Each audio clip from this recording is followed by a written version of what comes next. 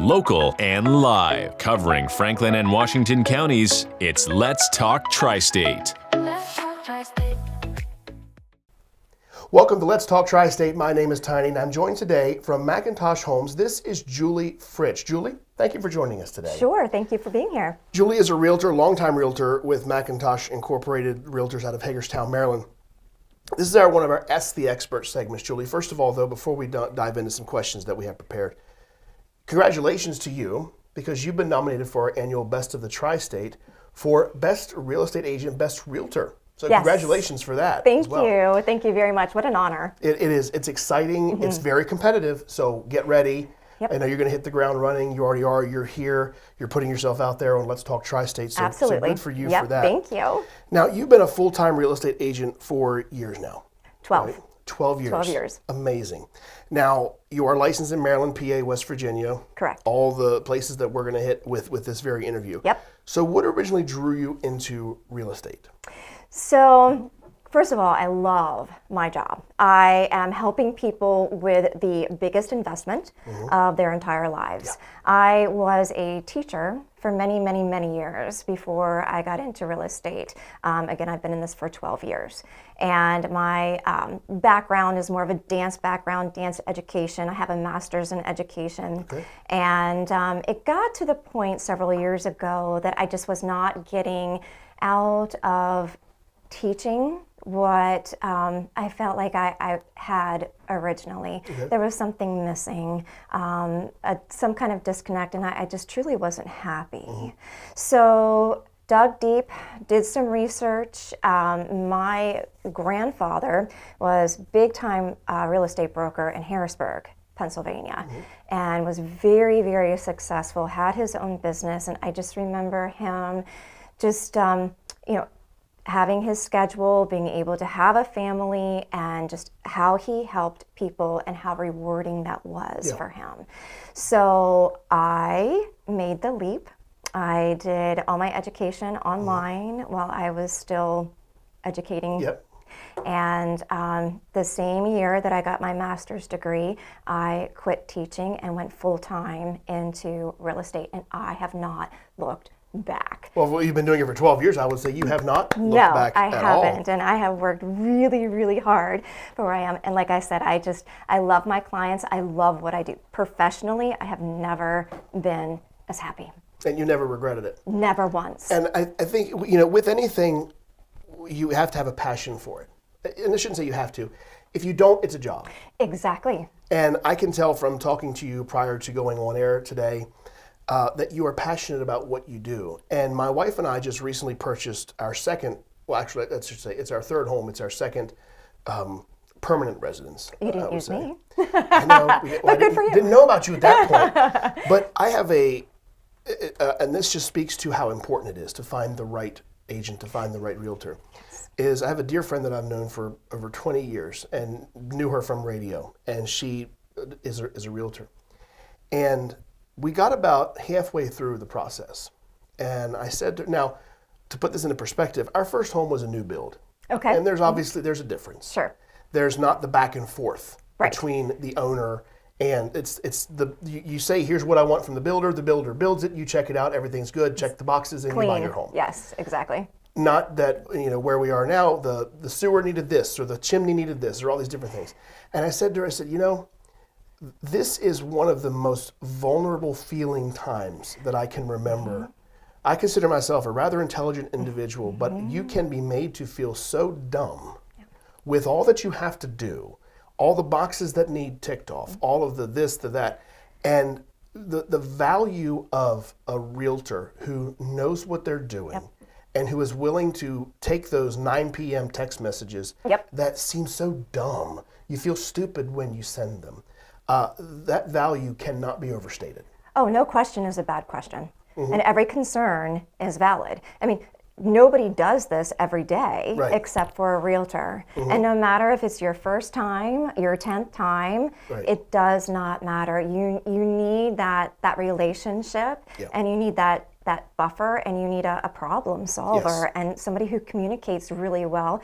I mean, you figure you have inspectors, you have lenders, you have title companies and all those moving pieces are facilitated through your realtor. So it's communication is absolutely key. It is. Now, Julie, you have taught on Maryland real estate pre-licensing classes. You served on education committees within the industry. So how important is education within your industry? Oh, extremely important. It kind of takes the realtor to the next level as far as, again, it goes back to communication. It goes back to consistency, problem solving. And the more you know about your industry, and you know this, the better off you are, the more competitive you are, the better you do for your clients. So yeah, the more education, the more information, and I learn every single day. I mean, there is not a day that I don't learn something. And education is learning is valuable, and I give that to my clients. I always say with the industry that I'm in, with radio and on the YouTube page and the TV end of things, if you do not first know your audience, you know nothing. Exactly. And I think it's the same with any business, any industry. If you don't know your audience, call it your client base, your customers, if you don't know them and their needs, you're operating behind the 8 ball. Absolutely. Immediately. You have to know that. Yes. And to know, like you said, to be the buffer, to be willing to have the difficult conversations that I don't want to have. If we're and here's the thing too is if we were sitting smack dab in the middle of South Dakota, I can bet you that if you're selling real estate, it's only going to be in South Dakota. But where we are within 15 minutes of 4 different states. Exactly. I can do 3 states in one day. Right, exactly. So take us through, and you're kind of going to be backtracking a little bit, but your level of education, something may change in Maryland. That may have been something that Pennsylvania's done for years. Now suddenly Maryland's doing something different. Correct. Correct. And each state, all 3 states are very, very, very different. In West Virginia, you have sellers that pay for all the inspections. And in Maryland and PA, you don't. And there's just, the contracts are different. So again, it comes down to making sure that you are up to date on all the contracts, all the changes. Every October, there's more addendums, and sometimes it's just a couple words or 2 that change, but those words or 2 can make a huge difference. So again, it's I hate to come back to the education piece all the time, but that's what it is. And so I have to be on top of all 3 states. And it just speaks to your background, you're high in education, and you realize the importance of education within every industry. And if we're not learning and if we're not evolving, then we're dying. That's right. And we're falling behind. Exactly. So you were deeply involved, Julie, in the community. We're talking everything from the Hagerstown Flying Boxcars to the Barbara Ingram School for the Arts. This may not seem like something that we would touch on, but we do in this program, is why is it important to you to be so involved? You're already busy. Guaranteed you are busy. On a scale of 1 to 10, you're probably at a 9 all the time. But yet you find time to be involved in the community. Why? 100%. Because those are my people. I have to get out there. I have to get to know them. I have to be involved in community events that are so much fun. And I have a passion for the arts. I have an art background, which I do think really helps as far as the communication goes again.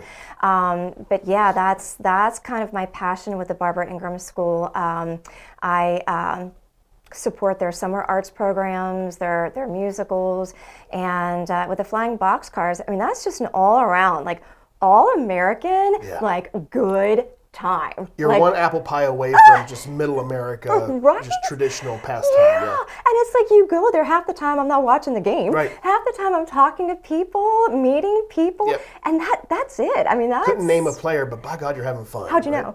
I'm the same way. I'm 100% the same way. Now, speaking of Hagerstown Flying Boxcars, you have consistently been recognized on Hagerstown's Hot List, various other publications, and you've earned multiple achievement awards within Mackintosh Realtors.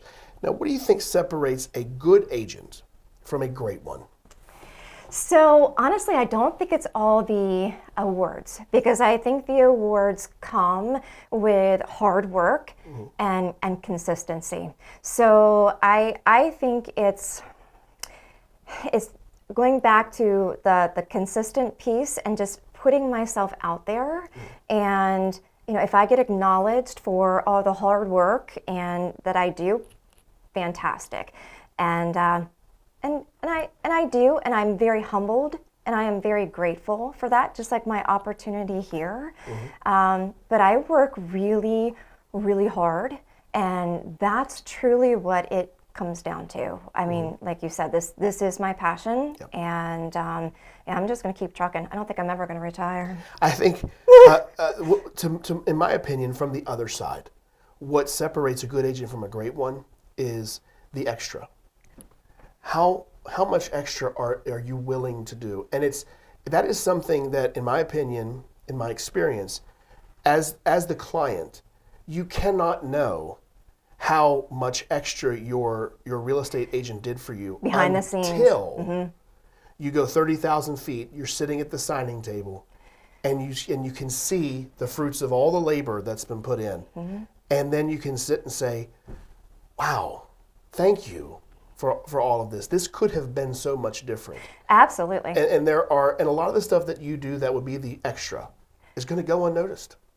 It really is. Right. But that's okay, because at the end of the day, my clients are happy. Right. They have bought their dream house, their first house, their vacation house, whatever it is, it's their home. Yep. And I played a big, big part in that. And I'll tell you, it makes my heart so happy. Yeah. And I can go to bed every single night knowing that I did my absolute best for my clients. And the glowing endorsements that you get, the referrals. So-and-so said that I'm stupid if I don't go to you. That referrals means are something. key. It is, and it really 100%. means something. It does. It's not just the paycheck that it leads to. Oh, no. It is wow, someone appreciated Yes. what I brought to the table enough to say, because it's so easy this day and age to just be like, Google it. Oh my goodness, yes. See what's out there. Who cares? Oh, exactly. But they give that ringing endorsement. Right. Anybody can, Google and pick the first one, but that's not the case. You have to have somebody that is going to go that extra mile. Sure. And the referrals, like I said, are just key. And just, it's such a pleasure to work with a family member or, maybe a student that I've had before. It's an amazing experience. And it's fabulous. Now, speaking of teaching and some of the accolades that you've had, I know that you're very humble in what you say and what you're willing to bring up. But let's talk about you mentioned Penmar. Let's talk about some of the things you want to touch on there. Yes, absolutely. So last year I was president for Penmar Realtors Association. And what that does is we have over 900 members, realtor members, and we span Washington and Franklin counties. Okay. And and I worked up through the ranks. I've been on the board for 7 years. I started as Maryland director and moved up secretary, treasurer, and president. And what it's about is what can I do for my member realtors? So education, again, lots and lots of education classes, mixers, just getting together, getting to know each other. Just because you work at a different brokerage does not mean that we can't get along and be friends. Because at the end of the day, we all want the same result for our clients, and that's getting them to the closing table smoothly and professionally. And chances are, in this business too, you are going to see those people again. Oh, 1,000%. They're going to be. They have a client that wants to see a house that you're listing, and vice versa. So you're going to those relationships, like you said. The fact that you're not the same company in this industry, you're in the same industry, in the same market, so you're going to have overlap. Yeah, and there's over 900 of us in these two counties. So guess what? We're going to see each other. And you literally are doing business together. Oh, yeah. That's what some people may not understand about the real estate market is just because there's two different companies, that they're doing business together. Yeah. Yep, and all the inspectors and all the lenders and the title company, it's one huge circle. Yep. Pretty much. And I think, like my friend who was helping us through the process, she said, because we had somewhat of a relationship with the sellers. Okay. We weren't friends per se, just kind of a fringe, friend of a friend of a friend. And early on, we were talking to them, not dealing with them, so to speak, on the business end of things, but here's what we're looking at, here's this, here's that. There comes a point, and my friend told me this, she goes, that's all well and good, but there's going to come a point where difficult conversations need to be had.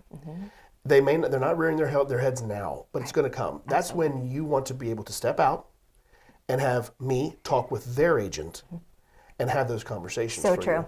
And that to me is the extra. Yeah, absolutely. To tell me that it's coming. Yep. To say, here's why. I want to spare you Yep. this.